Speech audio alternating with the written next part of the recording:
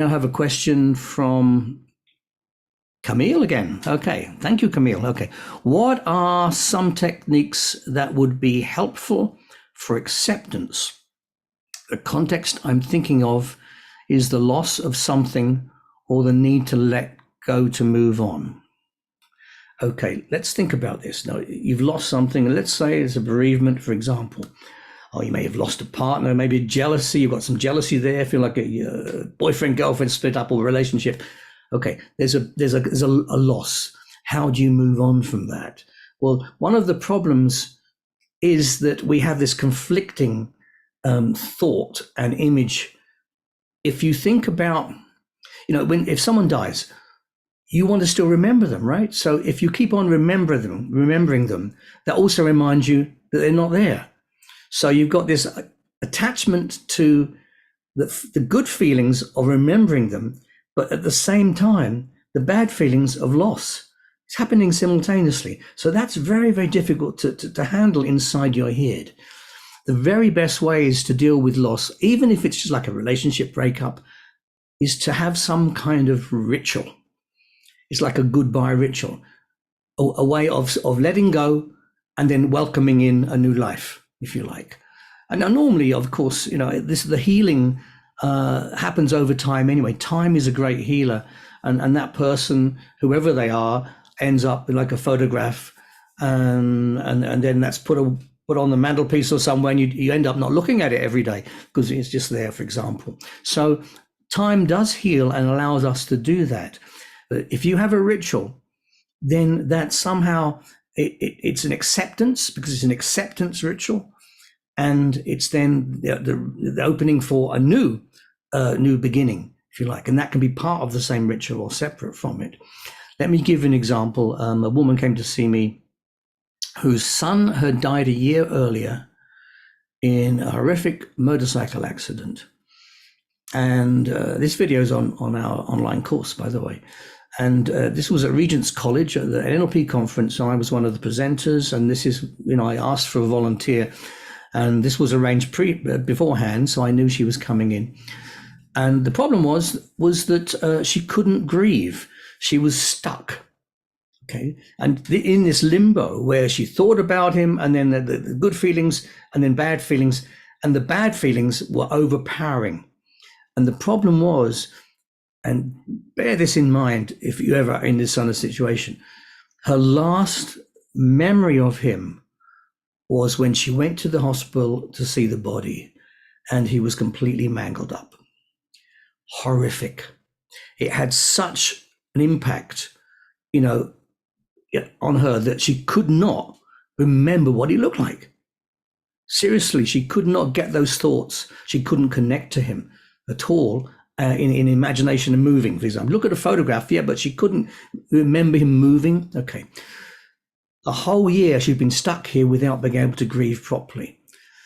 And so I did a session, and what we did in hypnosis, we rebuilt him. We started with his trainers. It's like a ritual. It's a ritual. Started with his trainers, and then she agreed. She could see the trainers, so that was easy, the trainers. And then we moved up the legs. She saw the jeans or whatever he was wearing, and she rebuilt him from the legs up until she had this full-size figure in front of her, hallucinating him. And then for him to come close and her to go close, again hallucinating this, and him hugging her and her hugging him.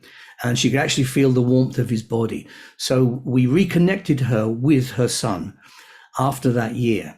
And what happened was she then grieved because she was stuck before. She grieved for something like about 2 weeks, and then it all finished. She was able to let go and move on with her life. But we needed that kind of ritual to be able to free her from being trapped in that way.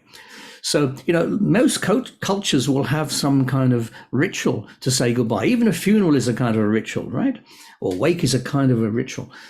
You need to create rituals for any kind of loss. It may be loss of a job that you valued. It may be loss of prestige or self-esteem. You can create rituals around these things so that there's a kind of letting go and a welcoming of something new. So I encourage you to do that, a man came to see me in Cambridge, and he used to work in a department store there. And around the outside of Cambridge is a ring road with various car parks because it's too expensive to park in the town and too congested. So every day he would drive in from outside where he lived, park in this car park, and he'd walk into work and be miserable, okay, because he didn't like his job. He felt stuck. He really felt stuck. He didn't know what to do. He just felt stuck. A little bit like the woman with her son in a way, okay, stuck. He couldn't move on. What I did, I created a ritual. I said to him that I wanted him to, each day, rather than parking in this one car park, I wanted him to park in a different car park around the ring roads. Every day, a different car park. And then walk in from there. This is what he did. And what happened? Every day he'd walk in a new route. And it was like starting a new job. Because he'd never walked into work that way. It's like starting a new job. Okay. But when he got to work, he felt really even worse than before. He felt really depressed. He's in this same job, where he'd been stuck. By the time the week had finished, he'd walked into work several different routes, each time enthusiastic and excited, but ended up in the same boring job. That pushed him, motivated him out of his stuckness. He quit his job and even moved country. He not only moved from town, he actually moved to another country. Okay, so we needed to create that ritual to let go, let go and then move on. So there's always a chance for ritual anytime, really, when you haven't got the motivation, or you can't accept something, you need to create that. I showed a video to some of my students yesterday about a young girl who couldn't be motivated to go and do something. So I had to create a ritual for her. Okay, and I told her a story about another client. What I did, I told a story about another client who was in the same situation where she was stuck. Let me tell you about that. Okay. I had a French lady come to see me when I was at St. Anne's Hospital, and she was an artist, as a hobby artist, and she got a block. She couldn't paint. And that was causing her problems. She was worried and things. So I asked her some questions about her life, what she was doing. And she said that she had a boyfriend who she could only see on Sundays because of his schedule. And that in the week she'd try and paint, but complete block. Nothing was happening. Okay. So I created a ritual for her. And I knew I was putting myself at risk with this because part of the ritual was to turn her against me, because I wanted her to be motivated to paint because of her anger, partly because of her anger with me. And so let me explain what I did. And this is very Erickson, by the way. It's just very typically Erickson. And so I told her that on Sundays, I wanted her to, on every Sunday, not see her boyfriend. Okay, so that's creating some frustration already. And to set up her easel and to take the tubes of paint and to undo the tops and then put them all ready there, and to put on some really passionate music, something very, very, theatrical, and some music, inspiring music. Okay.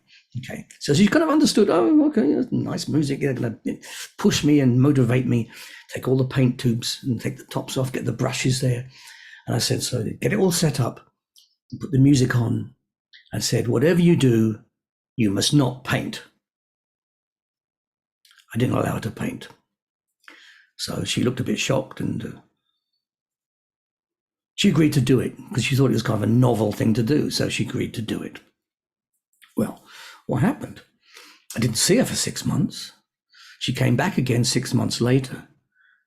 And she said, I can't stop painting. And I'm so angry with you. She said, the first month, those first 4 weeks, I really was starting to feel like I wanted to paint, but you wouldn't let me. You were holding me back, but I kept my promise to you and I didn't paint. And eventually I couldn't take it anymore. And I said, fuck you, I'm going to paint. I was so angry with you. She said, but now I can't stop painting. So I've come back and said, can you help me give me some bit of space and peace in my life and time. So yeah, okay, and that's what I did with her. Okay, but think about this. Okay, it was a ritual. Okay, letting go and creating frustration to motivate somebody to move forward. Motivation is so important for clients. There's three ways you motivate clients. One is to help them move away from something. The other is to help them move towards something. And the other is to do both. If you can do both, you've got double the motivation, if you like. Okay, so Camille, acceptance and moving on from loss, etc. Ritual, that's your answer. Okay. And of course, the more creative you are with it, the better, because then you're learning something each time a client comes in. It's got to be an educational thing for yourself, because there's a very thin line difference between being a therapist and being a teacher. Really, when you're being a therapist, you're introducing new concepts and ideas, and in a state of hypnosis, which is obviously is like an adhesive. It makes whatever you say stick and become real in terms of post-hypnotic suggestions. So whatever you say has to be of value, has to come from a place of experience. To get that experience, you have to experiment. Throw away the script. Don't follow the usual route. Always be mindful of creating something new, and a new ritual in this case, or whatever, and keep pushing those boundaries back all the time.